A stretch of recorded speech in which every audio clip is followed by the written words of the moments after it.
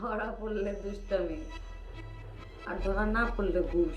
আমি আসলে বুঝতে পারিনি যে আসলাম ভাই সত্যি সত্যি টাকাটা আমাকে দিবে। আমি আর ভাবি দিনের পর দিন ঢাকা হওয়ার পর থেকে ভাইজানের এইসব অপমান সহ্য করে ঢাকায় টিকে আছি। আমরা যারা সবাই ফিল্ম করি আমরা তো সবাই বন্ধু নাকি? হীরা তোমার বন্ধু, তোমার পেয়ারের লোক, কাছের লোক, সেটা আমার জানা ছিল না। জামাই এবং শুটিং এই দুই ব্যাপারে তুমি বাড়ি যাওয়ার আগ পর্যন্ত কোনো রকম কথা আমার সাথে বলতে পারবে না। এখন তোমার জন্য দুঃখ কষ্ট এই ধরনের গল্প একদম শোনা উচিত না, পড়া উচিত না। একের পর এক চারিদিকে শুধু শত্রু বেড়ে যাইতেছে।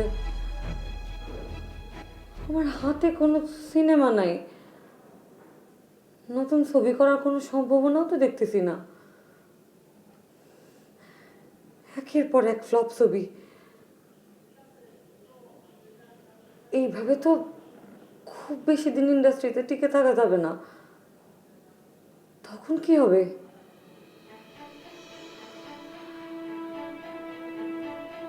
না না হীরা, না, এইভাবে ভাবলে চলবে না।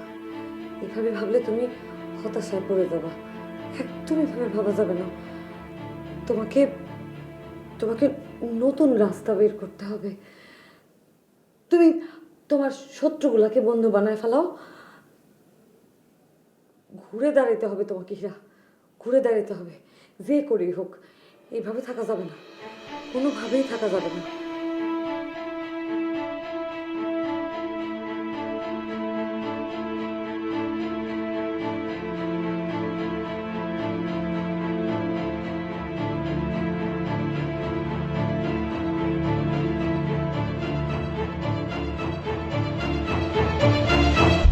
হ্যালো মলি,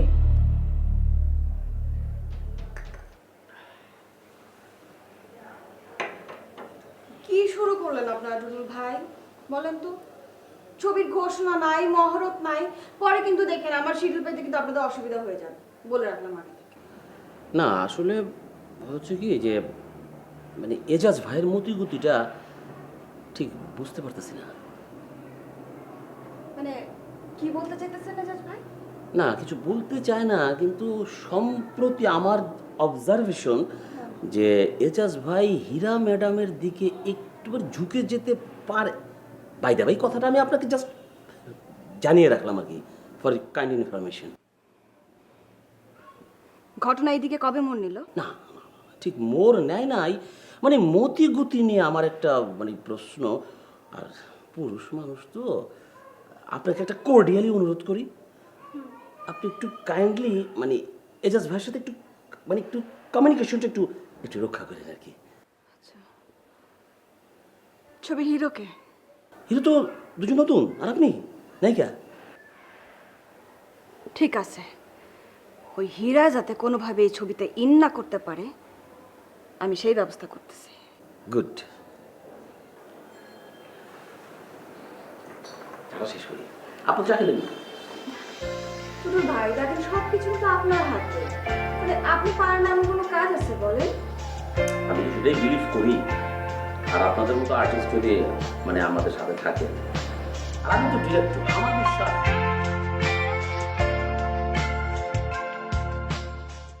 আসো মলি, বসো।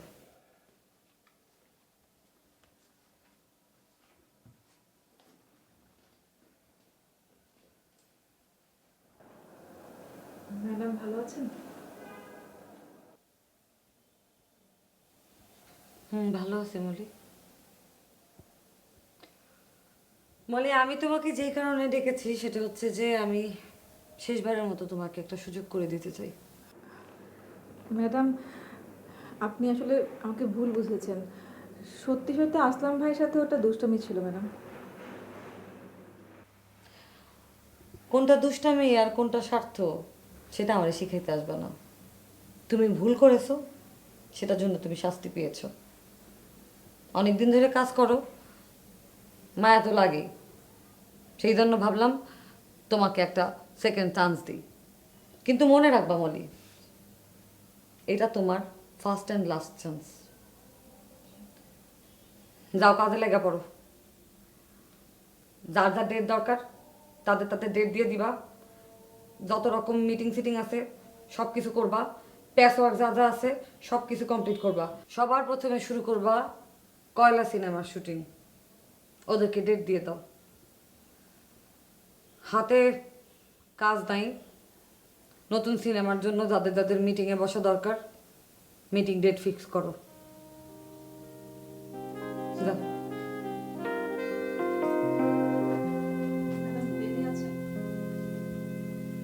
বেবি ছুটিতে, ফোন করো।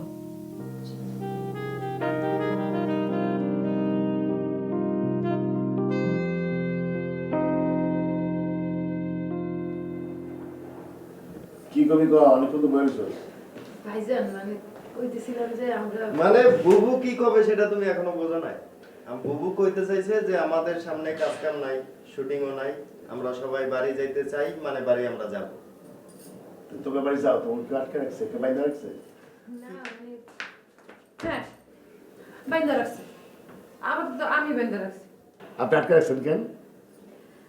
আমাদের একটা কথা আছে, সেটা হলো আমরা সবাই মিলে আপনাকে গ্রামে নিয়ে যেতে চাই। ডাক্তার আমাকে বলেছে হাঁটাহাঁটি করার জন্য, কিন্তু এখানে শীতের সুব্যবস্থা নেই। আর এখন একটু একটু শীতও পড়ছে, আমরা যদি গ্রামে যাই তাহলে আমি হাঁটাহাঁটিও ঠিক মতো করতে পারবো, শীতকাল আমরা অনেক পিঠা টিঠাও খেতে পারবো, মজা করে থাকতে পারবো। আর আপনাকে কথা দিচ্ছি, আপনার কাজ যখন শুরু হবে তখন আপনি চলে আসবেন ঢাকায়। আমার ভাই বোন এবং স্ত্রী আমাকে 2টা দিন ভাবতে দেন, আমি একটু কাজটা গুছাই, তারপরে আপনাদের নিয়ে আমি গ্রামের বাড়িতে বেড়াতে যাব, ঠিক আছে? আলহামদুলিল্লাহ। এবার যান আপনারা, আমার ঠিক আছে।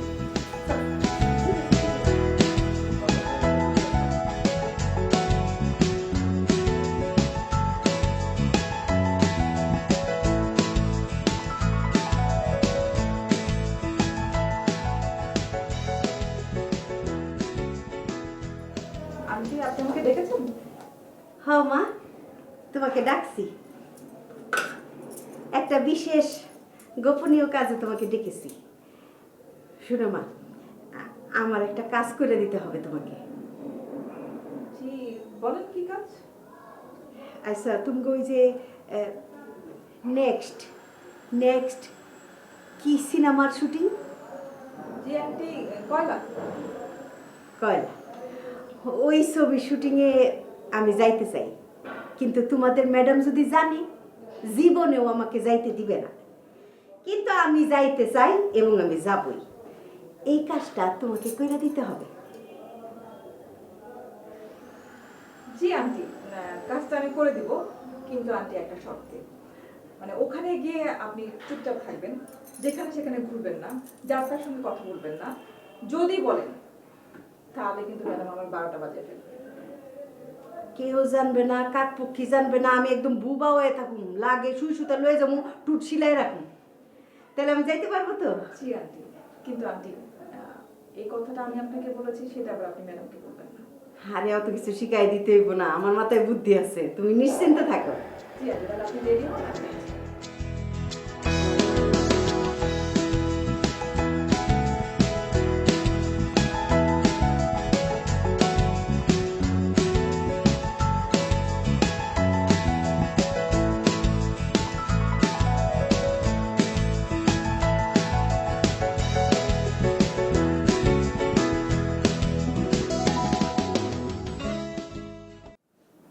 কি হিরো, কি জরুরি মিটিং?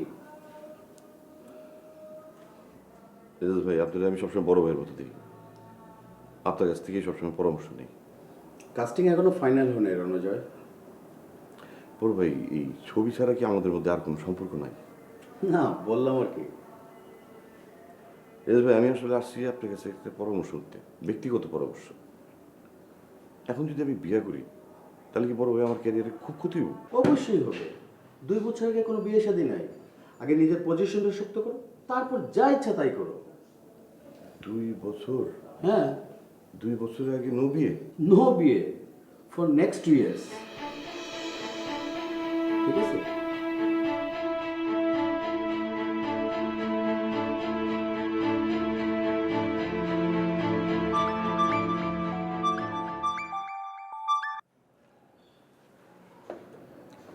হ্যালো, হ্যাঁ হীরা বলুন। নোবেল, আমি সেদিনকার ব্যাপারের জন্য খুব দুঃখিত। ইটস ওকে হীরা। এক এক সময় মানুষের এক এক ধরনের মুড থাকে। সেদিন মিটিংয়ের সময় আপনার মুডটা ভালো ছিল না। It's okay. দেখুন, আমরা তো আসলে সিনেমা করেই খাই, প্রডিউসারের সাথে তো আমাদের ওঠা বসা করতেই হবে। এক্স্যাক্টলি হীরা, আমি আপনাকে সেদিন এই কথাটাই বোঝাতে চেয়েছিলাম। আমরা ঘোষণাটা দিয়া ফেলাই, আর নেক্সট মান্থের যে কোনো একটা ভালো ডেট দেখা মহরত ডেটটা ফেলাই দিই। হ্যাঁ আচ্ছা টুটুল, দাওয়াত খেলে নায়কের বাসায়, নায়িকা এত গপসপ করলো, এত ভালো ব্যবহার করলো। আচ্ছা টুটুল, এরা কি কাজটিকে নিবা নাকি? এটাই আমি আন্দাজ করতেছিলাম। হ্যাঁ বস, আপনার কি মাথা খারাপ হয়েছে? Be professional. হীরার মার্কেট তো পড়তি। মারিয়ার তো মার্কেটই নাই। খবর তো রাখেন না, ওই পারে দাদা গো ছবি করতেছে মারিয়া, হ্যাঁ? তার হাতে অনেক ছবি। আর হীরার তো কোনো ছবি নাই, একটা মাত্র ছবি, নাম কয়লা। আপনাকে আমি গ্রাফিক্যাল রিপ্রেজেন্টেশনটা দেখাই। এই যদি হয় হীরা, আর এই হচ্ছে মারিয়া। হ্যাঁ রাখো রাখো রাখো রাখো, ভাবো, ভালো করে একটু ভাবো, দেখো কি হয়। আচ্ছা আমার একটা মিটিং আছে, আমি মিটিংয়ে যাই। বসো, ভাবো, লসটা ঠিক করো, লস যেন না হয়। অবস্থা তো বেগতিক। হীরা তো আজাজ ভাইরে ভালো করেই পাস করে ফেলেছে।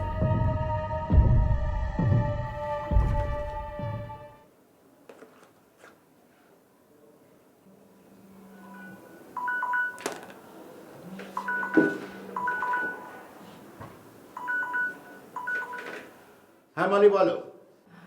আপু ভাই, আমি তো আবার ম্যাডামের কাছে জয় করেছি। সাব্বাস মলি, হীরাকে ইন্ডাস্ট্রি ছাড়া না করা পর্যন্ত আমার মনে শান্তি নাই। আর তুমি যে হীরার ওখানে আবার ঢুকে পড়েছ, এটা কিন্তু আমাদের জন্য একটা দারুণ খবর। মলি, হীরা যাতে আর নতুন কোনো ছবির কন্ট্রাক্ট না পায়, এই বিষয়টা কিন্তু আমাদের খেয়াল রাখতে হবে। You must not forget it. আপু ভাই, এই বিষয়ে আপনি কোনো রকম চিন্তা করবেন না, আমি তো আছি, দেখি কি করা যায়।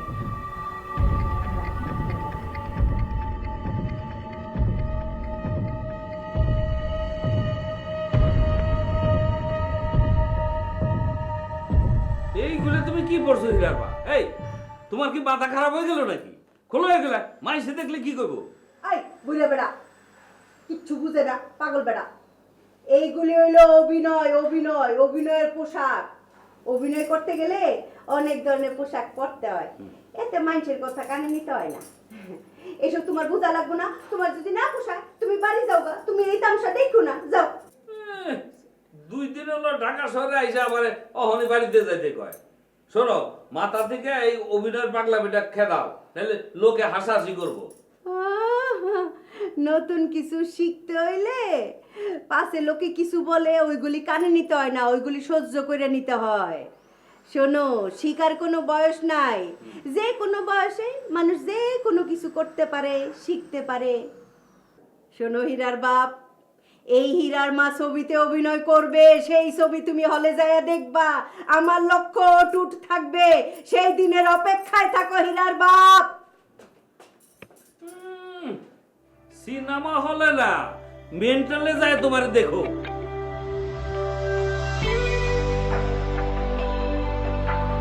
বাপি,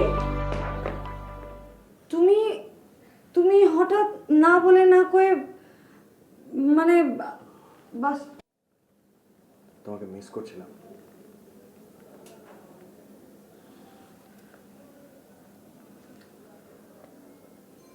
মিস তো আমিও তোমাকে করি রাব্বি, কিন্তু এইভাবে হুট করে বেডরুমের মধ্যে ঢুকে যাওয়ার মতো সম্পর্ক মনে হয় আমাদের এখন আর নাই। এটা ভুলে যেও না, আমরা স্বামী স্ত্রী। সে সম্পর্কটা কি তুমি এখন আর রাখছো রাব্বি? তোমাকে মিস করাটা কি অন্যায় হয়েছে? রবি আমার আরো সময় লাগবে। তুমি তো সময় নিয়েছো, সময় দিয়ে কি করবে? পার নিচের মাটি শক্ত করবো। তোমার পায়ের নিচের মাটি তো যথেষ্ট শক্ত আছে। না রব্বি, 2 বছর 2 বছর বাঁচি কি মরি তার কোনো ঠিক আছে? তোরে বিয়ে করতে আমি 2 বছর ওয়েট করব? আরে বিয়েটা কি একটা ছেলে খেলা নাকি যে কইলাম আর করলাম? আমাকে একটা ক্যারিয়ার আছে না, মার্কেট আছে না, এগুলো বুঝে তো বিয়ে করতে হবে নাকি? ও তুই মার্কেট বুঝা তারপর বিয়ে করবি? তাহলে আমারে বিয়ে করবি কেন? ওই হিরারে বিয়ে কর, তোর মার্কেট ভালো হয়ে যাবো। মানে তুই কি আমাকে বিশ্বাস করস? না তাহলে বিয়ে করতে চাস কেন? বুঝে কলি মার্কেট ওই জন্য পাগলামি করিস না আমাকে। তুই আমার ভালোই বাসস না, তুই সারাক্ষণ খালি আমার সাথে ভালোবাসার অভিনয় করো, আর কিচ্ছু না। এই ফিলিং লাইন না তোর মাথা পুরোটাই ডিস্টার্ব করে দিয়েছে।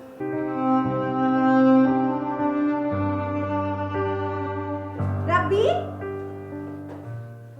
কেমন আছো বাবা? দেখো তো আমার এই পোশাকটা সুন্দর হয়েছে না, আমাকে মানাইছে না বলো? জি আম্মা, আপনাকে খুব সুন্দর লাগছে। কখন এসছো? তো এই তো কিছুক্ষণ আগে। তোমরা যে কি শুরু করছো না, তোমার যে বাবা একদিন নিজে রাতে ভালো মন্দ রান্না খাওয়ামু, সেই সুযোগটাই তো পাইতাছি না। ভাগ্যে থাকলে অবশ্যই হবে, কিন্তু তার আগে আপনার মেয়ের মাথাটা ঠিক করতে হবে। আমার মাইয়ের মাথা খারাপ নাকি? হ্যাঁ, কিছুটা।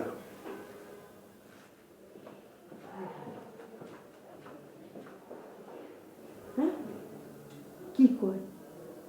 সকালবেলা ওনা ভালো দেখলাম, অন পাগল হয়ে গেছে না?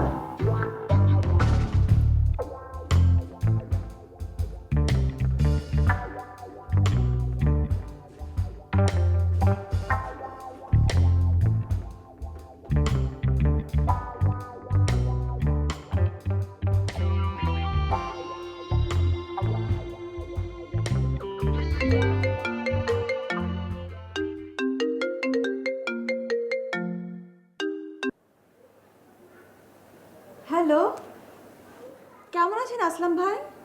না বেশি ভালো না, মানে আপনার কথা মনে হইলো তাই ফোন দিলাম। কি সৌভাগ্য আমার, আসলাম ভাই আজকাল আমার কথা মনেও করে। ম্যাডাম, অভয় দিলে আপনার একটা ব্যক্তিগত প্রসঙ্গে একটু কথা বলতেছে। হ্যাঁ বলেন আসলাম ভাই। মানে আপনি কি ম্যাডাম কোনোভাবে কোনো কারণে ওই রণজয় ওনার সাথে কি বিবাহ বন্ধনে আবদ্ধ হতে চান? আপনি এ কথা কিভাবে জানলেন? না, আমার কাছে পরামর্শের জন্য আসছিলেন আর কি। তবে আমার সব ঘটনার প্রভাব দেখে যেটা মনে হচ্ছে, উনি বোধহয় আপনার কাছ থেকে 2 বছরের সময় চান, এবং এই 2 বছরের মধ্যে যদি মনে করেন যে তার অবস্থার কিছু উন্নতি হয়, অবস্থা যদি ভালো হয়, তাহলে তখন সে আপনাকে চিনবে বলে আমার মনে হয় না। তার জন্য আপনার ভালোর জন্যই বলতেছি, কিছু যদি করতে চান তাহলে কাজটা এই মাস 2 মধ্যে সেরে ফেলেন। ধন্যবাদ আসলাম ভাই, আপনি আসলে আমার একজন প্রকৃত বন্ধু। এই কথা বললেন, খুব ভালো লাগলো, খুবই ভালো লাগলো। তবে একটা বিষয়, আপনার সাথে যে বিষয়ে কথা হয়েছে সেটা যাতে রণজয় সাহেব না জানে। না না, কি বলতেছেন আসলাম ভাই, রণজয়টা কখনোই জানবে না। ভালো থাকবেন আসলাম ভাই, রাখি। হ্যাঁ, বাই।